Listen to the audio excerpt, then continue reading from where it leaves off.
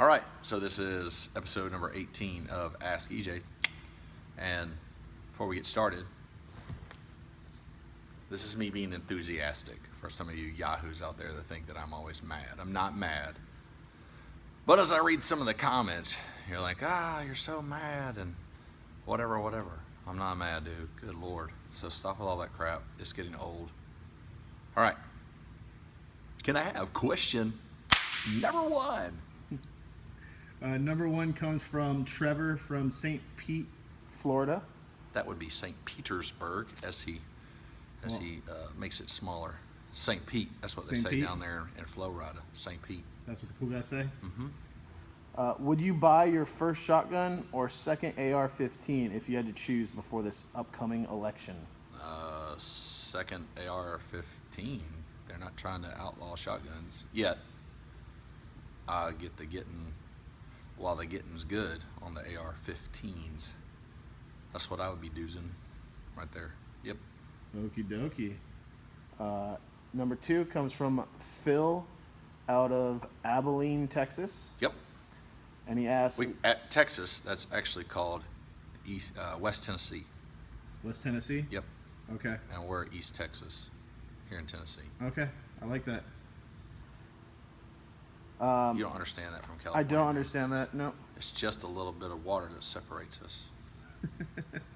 We have a lot in common. All right, let's hit it. Abilene. So Phil asks, what are your positives and negatives regarding appendix carry and is an effective carry method? Yeah, it's an effective carry method. Some people are kind of against it because it's always pointing at your junk, and if the gun decides to mysteriously or miraculously, depending on how you look at it, go off, it may or may not kill you, but it shoots your junk off, which you might as well be dead, in my mind. It has its place. Appendix tends to be easier to conceal if you're wearing like less, so like shorts and a t-shirt and flip-flops. You can conceal it a lot better. Just, I don't know the science behind it, but it is. Then if you're putting it on your hip and and then your shirt actually kind of sits on top of the back of the gun sometimes, and then you're printing, you don't know it. But it can be a little uncomfortable to sit down with. So it's either train for it or you don't. Now here's the thing: if you're training always strong side, and then you suddenly move that gun over to the appendix because of your clothing, or for whatever reason you decide you're going to carry appendix that day, what have you trained your body to do? Have you trained your body for that hand to go to the strong side? If you have, and you've now moved your gun to the appendix, then did you just make a problem for yourself? Probably, because it may be only like, oh yeah, here it is, but that's time you're taking away. So when I run appendix, I constantly am touching the gun to remind myself, oh, it's here, it's right here. It's not on the side anymore when I do run appendix. But appendix is kind of getting a little bit better, a better place in the community right now, because guys can run double stack guns and conceal them a lot better in the appendix. But then again, you got something pointing at your junk, so it's kind of a personal matter at that point. So I mean, I don't have a problem with it. It's not my junk it's pointing at. It's yours. All right. That dude has to do the weed whacker right now while I know. I get it. Timing. Thanks, buddy. Question three comes from Tim out of New Hampshire. New Hampshire? New Hampshire. Uh-oh. In an active shooter scenario, would you shoot the shooter in the back, or would you try to command him to stop and lay down his arms? And if you do shoot him in the back, do you believe there would be any additional fallout with the law for that action? What's his name?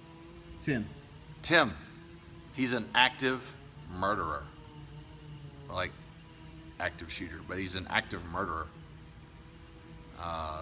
Given just the broad scenario, he's in the hallway shooting babies, or he's in the mall shooting babies and mamas who are licking ice cream cones in the food court. No, dude, well, I'm not talking. We're popping caps, okay? I'm gonna blow his brains out, and then we'll just deal with the deal with. At that point in time, I'm not really worried about it. I mean, it's a judgment call whether you want to get involved to begin with. That's totally on you. That's based on your morals and values, and how you see yourself in a jail cell or close to it or on the front page of the news, whatever. I'm not telling you to get involved, but if it's me and dudes in the food court popping caps in people who are trying to enjoy their bourbon chicken, no, we're not talking. I'm not talking. I'm gonna smoke him, and then I'll deal with the police and the law and the court system and all other stuff later. That's a personal decision. You got to make it on your own. Just ask yourself this: while you're over there shouting out commands, Simon Says and Red Rover, he pays you no attention, and he's continuing to pop more kids and shoot more women and babies in strollers. You're going to keep shouting out your Simon Says commands to him? And put that question back on you. Think about it. So you could grab you and yours and run for safety. You could push yours to safety and you get involved. But that's all dependent on you.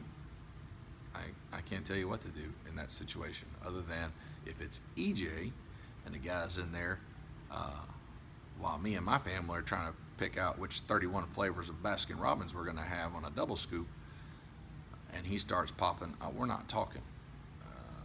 No, we're shooting at that point. We're killing him. That's what I would say about that. In a very happy and jovial manner, because I'm super happy. All right. So, is that 3? That's 3. Cool. All right. Well, those are good questions. Definitely the AR-15, man.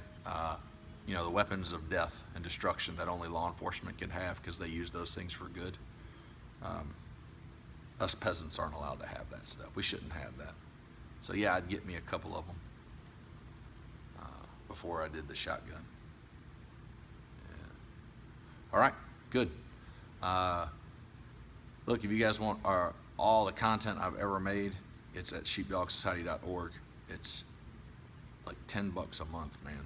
And it's pretty much everything you need to augment your training while you're not on the live range. So you can check it out. In between classes and in between your own trainings, you can cover down some good material.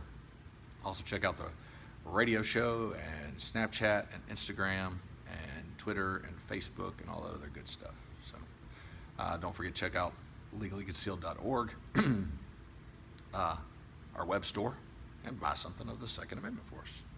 All right. Well, have a great one. And as always, stay alert and practice often.